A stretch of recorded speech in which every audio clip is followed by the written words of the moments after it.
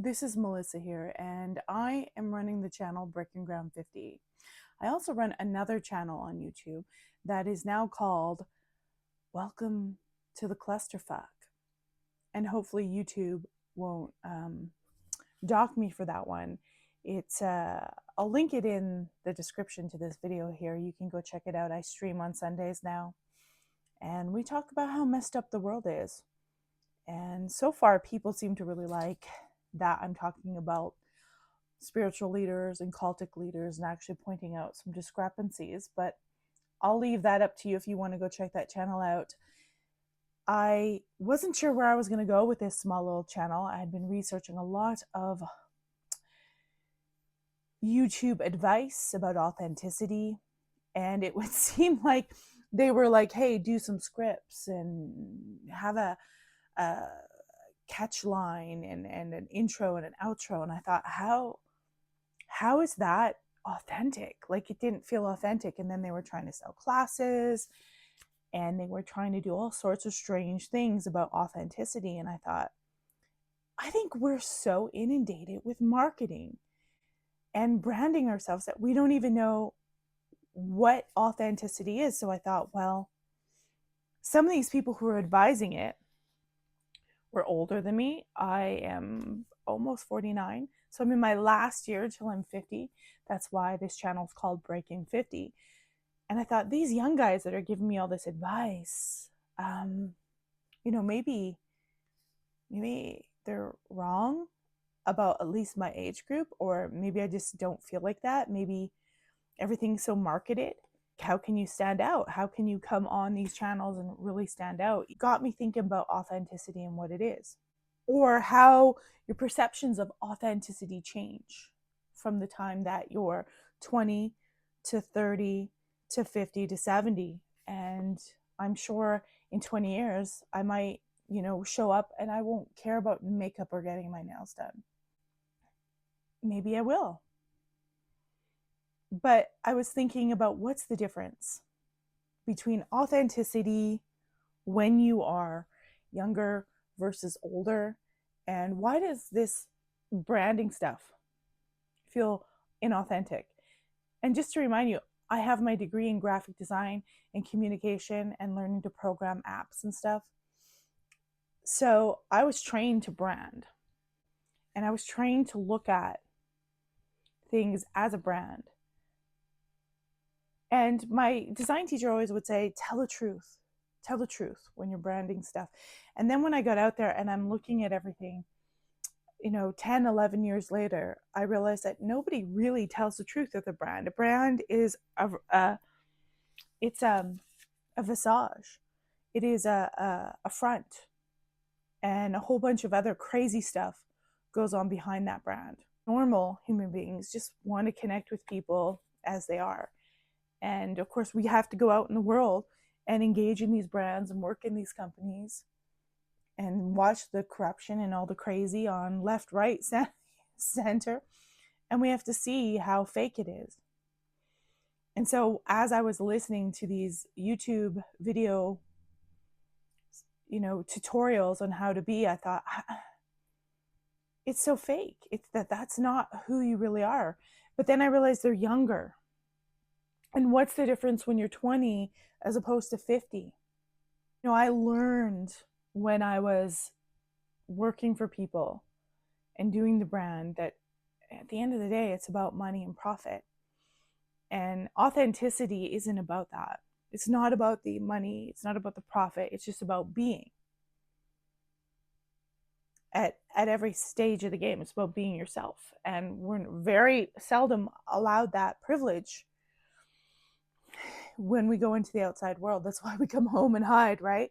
Because it's the only place we can really be ourselves. So I thought, let's test it out and see if I can be myself on this YouTube channel. Now, I'm not in my normal podcasting studio. I'm down in the basement. It's a spooky basement. This is my husband's sort of gaming room. I'm by his fireplace. You got the flag in the background. But it's got more, my office is more, and this just has a slower feel to it downstairs. and it's energy specific. So I thought I'll come down here and we'll talk about this authenticity for my first kind of official video here on this channel. Feel free to subscribe and pop me messages about what you feel about authenticity and how you feel about having to cope in the world and put on a mask and how that's changed throughout the years. We'll start off when you're in your 20s.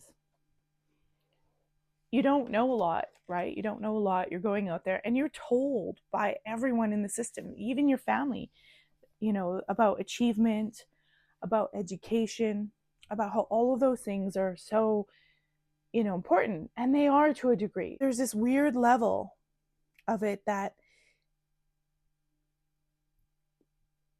it isn't, no one tells you that's not authentic, that it's not about you, it's not about your development, that you're going to do a hustle, and you're going to do a hustle for companies, for people, for relationships, and you're going to lose track of who you are. And so when you're in your 20s, you think you're finding yourself, and you think you're going to do it by going to university, by going to get a job, by developing skills.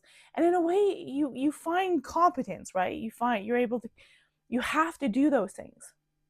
But there's this kind of idea when you're younger that authenticity means shouting it loud and oversharing every detail. Like I would, at age 50 now, I would never share every single detail of my life on here. It'll be limited. But you have to share the gossip, you have to share everything, or you have to be loud and shout it and be proud. And it feels like you're being authentic, but I think what you're really trying to do is just get seen and be noticed. So you're figuring out ways, and some personalities are better than that than others. So that mistaking intensity also for truth when you're younger, that if you're more intense and it's more passionate, it must be more truthful. And I went to art school, so I can totally identify. When I was 20, I absolutely thought that if it was intense and it was crazy, it must be more truthful. And that's not always factual. Someone like me, like I'm a double Aries, Aries rising, Aries sun, you're like, yeah, let's go, heads on. That's the truth. But sometimes that's not always the way you get to the truth. And as you get older, you realize that being intense like that, being loud, sometimes you have to have some wisdom to sit aside and watch and observe. And I'm becoming more and more like that as I get towards my 50s, where I'm like, let's just give these people some more time and watch them to prove who they are.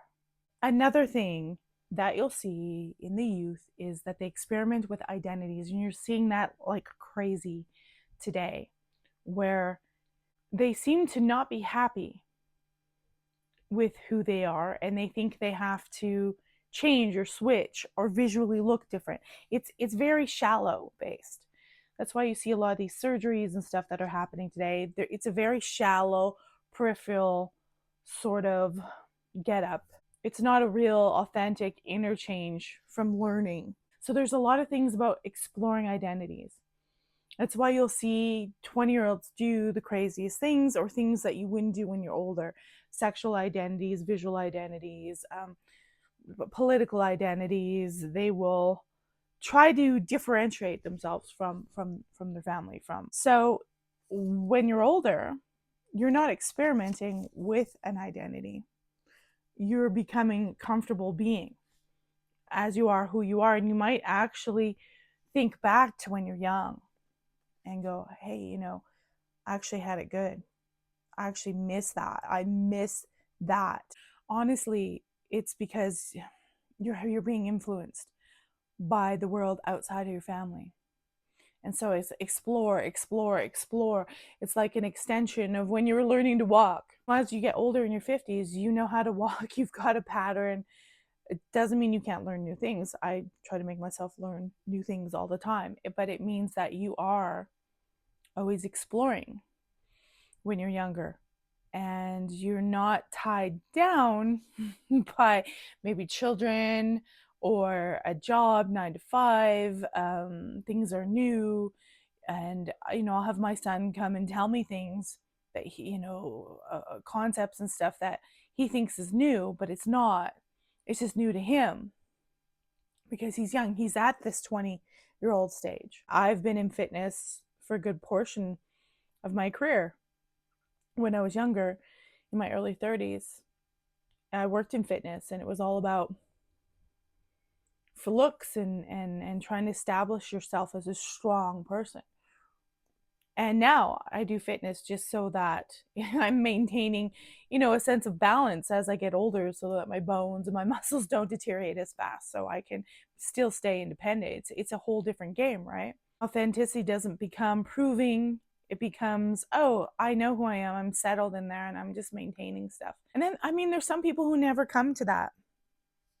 They never come to that ability to do that. They're always stuck at some younger age, mentally, emotionally. It is a gift, I guess, if you can come to this stage where you can say, I feel like I'm more authentic. I feel like I'm an authentic version of myself. And maybe that'll even change in 10 and 20 years. I still like makeup. I've always liked makeup since I was little. But maybe one day that won't matter anymore. At least when I'm doing, presentations out in front. Also, it's the idea, like, when we're younger, I think we think rebellion is authentic because you can see the crap in the system. You can see some of the corrupt people and how they're dishonest. And maybe when you're young, you do start to see, well, I was always told this, and now I'm seeing these people behave this way. But I think as you get older, if you're not a corrupt POS, you start realizing how the system and everything manipulates even your rebellion, and how sometimes you just have to observe, and you can't fix everything. You can't push the stream, and the more you push against the stream and try to rebel and scream and kick, the worse it becomes for you. That there might be alternatives, like not participating or just being and tapping out of the internet, tapping off of TV. Just being in itself is more authentic than rushing out to go up against a system that you, as a 20-year-old, you know nothing about. You want to rebel against your parents. You want to be an independent, but as you get older, you realize everything's connected. You're connected to everything, and just being and observing and not participating in the crazy of society might actually be more effective. I don't know. You guys tell me what you think in the comments. I have just watched over decades, even politically, even the past 10 years, where things have gotten crazier and crazier, that the more we participate, the crazier it is. And like, one of our biggest powers could be just not participating in almost anything. If people dropped participating and we're buying insurance, it's like if everyone just stopped for a while, it would collapse, and it wouldn't take long. It is too scary to comprehend for some people. It's very Buddhist just to not participate in the chaos that could give you power. But authenticity, I don't even know if I'll find it putting videos here on YouTube. If there's other boomers or Gen X, you want to talk about it in the comments or collaborate. Like I said, a show where I stream, where I talk about some serious topics, but I'm trying to be less and less political, because I realized, years ago, that it's probably not left versus right out there. That it's probably about different choices and how the whole entire system is manipulative. And sometimes you just have to step out and just be. And that's the huge things about authenticity, is just being. And then no matter where you go, you can be comfortable. And I might even still be working on being comfortable and just being out in public. And I think I've got a handsome admiration for people who are just being. One of our goals is to move away from the cityscape, so you don't have to deal with it as much. You can just be. Don't worry about your hair being perfect and your shoes, and do you have the latest fashion? Do you have the best iPhone? How does your studio look? Those are all things that I worry about when podcasting, when doing anything. It's a crazy world. And I guess ultimately, from 20 to 50, you shift from doing to being, and to accepting, and to just not participating in things you don't want to anymore, and realizing that you can sort of shape your own world, and it has a lot to do with the way you think. And I think that's the biggest takeaway message that I could do. And it's not that I'm trying to say that 20-year-olds are wrong about doing and being loud. Some of them aren't, not all of them, but being rebellious in this action. They've got all the energy, right? They've got youth, they've got energy. They haven't dragged themselves down as much. And so maybe it's that natural process from going from doing to being that we're all trying to achieve. So maybe the goal is, if we get to being sooner, is it authentic, or is this the natural process of authenticity? I think it might be the natural process of authenticity. So I'm not being hard on you youngins. My son's a Gen Zer. I totally understand. It's the time to do.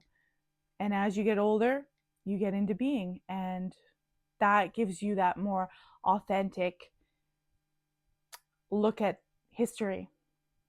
I will try to do as many daily videos if I can, as often as I can. And remember, on Sundays, I believe so far the audience is voting for 4 p.m. Eastern. I'm going to be streaming over at the other channel. It's got the handle at Clusterfuck101. I'm not totally into the being part yet. That'll come in a couple of decades, maybe. But we're going to talk about a lot of interesting stuff.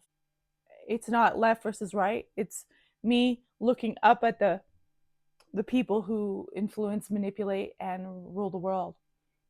There's like no left and right. Yes, there's no left and right. That's this, and from doing to being. Maybe that's what this video should be called. From doing to being. And just being harmonious. So thank you guys so much for watching this video. Please, help me grow, subscribe. I've only got 26 subs on this new channel, so hopefully I'll have some more insightful stuff as time goes on. And I will see you on the next video.